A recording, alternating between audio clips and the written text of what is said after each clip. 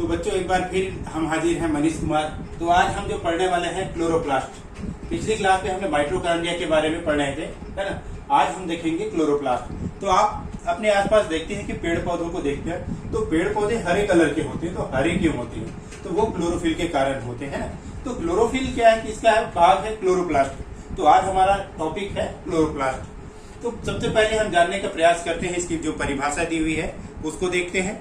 तो हम देखते हैं क्लोरोप्लास्ट हरे रंग के लवक हैं जो कि पादपों में प्रकाश संश्लेषण का मुख्य कार्य करते हैं। इसके साथ देखिए, यदि प्लांट सेल के कोशिका द्रव्य में पाए जाते हैं ये, है ना। और सबसे अधिक मात्रा की बात करें तो ये जो पौधों की पत्तियां हैं उनमें अधिक मात्रा में पाई जाती है। यदि दूसरी तरफ हम ये बात करें कि हमारा पूरा विश्व भोजन के लिए किस पर निर्भर है, तो पेड़ पौधे पर। और पेड़ पौधों में भोजन निर्माण की मुख्य प्रक्रिया क्लोरोफिल के कारण होती है, जो कि प्रकाश संश्लेषण क्रिया के द्वारा होता है ना। तो ये तो है क्लोरोप्लास्ट, है ना। अब इसकी इतिहास के बारे में देखते हैं। तो इतिहास में देखते हैं कि इसको खोजने का श्रेय लिवेनहॉक को जाता है। और यदि नामकरण की बात करें तो सिम्पल नामक वैज्ञानिक ने क्लोरोप्लास्ट इसका नाम दिया। फिर आकार की बात करते हैं तो चूंकि जो छोटे जीव है जैसे कि शैवाल है, ब्रायोफाइटा, उनमें ये सर्पिलाकार, फीता के समान ताराकार हो सकता है। लेकिन जो हायर प्लांट है, एंजियोस्पर्मिक प्लांट है, उनमें गोलाकार, अंडाकार या कुछ अन्य आकार के भी पाए जाते हैं। यदि इसकी आमाप की बात करें तो भिन्न भिन्न जातियों में इसका जो आकार है वो भिन्न भिन्न हो सकता है। ये 1 से लेकर 3 माइक्रोमीटर तक के हो सकते हैं, 4 से 6 चौड़ाई इसकी हो सकती है। अब हम इसकी रासायनिक संरचना की बात करते हैं, क्योंकि ये भोजन निर्माण की महत्वपूर्ण भूमिका अदा करती है। तो इसका रासायनिक संरचना भी महत्वपूर्ण है। तो मुख्य रूप से यदि देखें तो इसमें प्रोटीन की मात्रा लगभग 35 से 50% होती है ना। इसके बाद लिपिड की मात्रा देखते हैं तो 20 से लगभग 30% लिपिड पाई जाती है। कार्बोहाइड्रेट का मान देखेंगे तो 4 से 7% होता है। वर्णक जो 9 से 13% पाए जाते हैं। इसके अलावा इसमें हम देखते हैं कि DNA, RNA, potassium, magnesium, iron या अन्य कई महत्वपूर्ण एंजाइम पाए जाते हैं। यदि हम क्लोरोफिल अणु की बात करें तो यह मुख्य वर्णक के रूप में पाया जाता है। इसमें क्लोरोप्लास्ट में 8 प्रकार के क्लोरोफिल पाए जाते हैं, जिसमें chlorophyll A, chlorophyll B, C, D, ई, इसी प्रकार अन्य होते हैं। यदि क्लोरोफिल ए की रचना का बात करें तो यदि सूत्र देखेंगे तो C55, H72, O5 है ना, जो कि लगभग इसका 75% भाग बनाता है और मिथाइल ग्रुप जुड़ा हुआ रहता है। क्लोरोफिल बी की बात करें तो ये C55, H70, O6 है, ये लगभग 25% भाग बनाता है और एल्डिहाइड के रूप में जुड़ा रहता है। इनके अलावा इसमें कैरोटीन और जेंथोफिल पाया जाता है। तो बच्चों अब हम इसकी संरचना देखते हैं।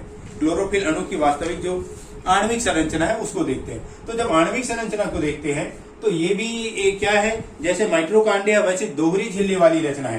तो सबसे बाहर की ओर एक आउटर मेम्ब्रेन पाई जा रही है। व्हाइट कलर का आपको दिखाई दे रहा होगा, ये इसका क्या है, आउटर मेम्ब्रेन है। आउटर मेम्ब्रेन मुख्य रूप से लाइपोप्रोटीन की बनी हुई होती है। यदि इसकी मोटाई की बात करें तो 40 से लगभग 60 एंगस्ट्रॉन ये मोटी होती है। तो आउटर मेंबर और अंदर की ओर ये पिंक कलर जो आपको दिखाई दे रहा है, ये इसका इनर मेंबर है। तो आउटर मेंबर और इनर मेंबर के बीच जो चेंबर पाया जाता है इसको हम लोग बाय चेंबर कहते हैं। यदि इसकी मोटाई की बात करें या चौड़ाई की बात करें तो 25 से 75 एंगस्ट्रॉन मोटी होती है। इसको हम लोग पेरीप्लास्टिकॉर्डियल चेंबर भी के नाम से जानते हैं। अब इनर चेंबर ये जो दिखाई दे रहा है इसका सेकंड चेंबर है या सेकंड मेंबर है, मेम्ब्रेन है या आंतरिक झिल्ली कहते हैं। तो आंतरिक झिल्ली के अंदर जो पदार्थ भरा रहता है उसको हम स्ट्रोमा कहते हैं। इसमें मुख्य रूप से स्टार्च पाया जाता है और ऑस्मोफिलिक कण बहुत सारे इसमें पाए जाते हैं। तो आंतरिक रचना का अध्ययन करते हैं। तो स्ट्रोमा में हम देखते हैं कि यहाँ पे जो सबसे पहली रचना आपको दिखाई दे रही है उसको हम क्या कहते हैं, ग्रेनम कहते हैं। यदि हम ग्रेनम की बात करें तो स्ट्रोमा के अंदर छोटे छोटे प्लेट नुमा रचनाएं एक के ऊपर एक रखी हुई दिखाई देती है, जिसको हम एक साथ क्या कहते हैं, ग्रेनम कहते हैं। यदि किसी एक क्लोरोफिल में बात करें तो 40 से 60 ग्रेनम पाए जाते हैं। ठीक है। अब ग्रेनम में हम बतला रहे हैं कि एक के ऊपर एक रखी हुई रचना है। तो इसमें जो एक सिंगल रचना है उस सिंगल रचना को हम क्या कहते हैं, थाइलेकाइड कहते हैं, है ना। तो प्रत्येक ग्रेनम में लगभग 2 से लेकर के 20 थाइलेकाइड की संख्या हो सकती है। अब यहाँ पर और देखते हैं, ये देखिए दो जो ग्रेनम के बीच एक व्हाइट पोर्शन आपको दिखाई दे रहा है। तो ये जोड़ने वाली पतली नली के समान रचना होती है, इसको हम क्या कहते हैं, लेमेली कहते हैं, जो कि इन दोनों ग्रेनम को जोड़ती है। हम जो थैलिकाइड की बात कर रहे हैं, यदि एक सिंगल थैलिकाइड की रचना को देखें तो इस सिंगल थैलिकाइड की जब रचना को निकाल करके देखते हैं तो उसके अंदर छोटे छोटे लगभग 200 एंगस्ट्रॉन लंबे और 100 एंगस्ट्रॉन चौड़े कण पाए जाते हैं। इन कणों को हम क्या कहते हैं, क्वांटासोम कण कहते हैं। ये क्वांटासोम जो कण है हमारे लिए महत्वपूर्ण है। ये प्रकाश ऊर्जा का क्या करते हैं, अवशोषण करते हैं। इसके अलावा अब मैट्रिक्स में और क्या पाया जाता है वो देखते हैं। राइबोसोम पाया जाता है ना, जो कि 30S और 50S का मिश्रित रूप है। इसी के साथ आरएनए पाया जाता है। आप यहाँ पर देख रहे हैं इसमें क्या पाया जा रहा है, डीएनए पाया जा रहा है। तो इसकी आंतरिक रचना है। यहाँ पर हमने एक और मॉडल बनाने का प्रयास किया है, इसको ध्यान से देखेंगे आप लोग। ये देखिए, तो ये स्ट्रक्चर यदि आपको दिखाई दे रहा होगा तो इसमें देखिए ये जो प्लेट इस प्रकार की रचना है, ये क्या कहलाता है, पूरा का पूरा एक साथ कहलाता है ग्रेनम, है ना। और इसकी एक सिंगल इकाई की बात करें, ये जब आप निकाल के देखेंगे तो एक सिंगल इकाई थैलेकाइड कहलाता है ना। और यहाँ पर ये देखिए इसकी ये जो जुड़ी हुई नली है ये लेमेली कहलाती है। और जब हम थैलिकाइड की बात करते हैं तो थैलिकाइड को निकाल करके देखते हैं तो इसमें छोटे छोटे गोलनुमा रचना पाया जाता है। इन गोल रचनाओं को ही हम लोग क्या कहते हैं, क्वांटासोम कहते हैं, क्वांटासोम कहते हैं। और यह क्वांटासोम जब प्रकाश संश्लेषण की क्रिया होती है तो इस क्लोरोफिल अणु में प्रकाश ऊर्जा का अवशोषण का कार्य करता है।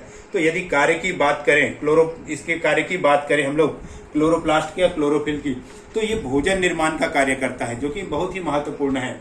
तो इस प्रकार ये क्लोरोप्लास्ट की पूरी संरचना है। इसको आप बनाइए और परीक्षा के लिए तैयारी कीजिए। ठीक।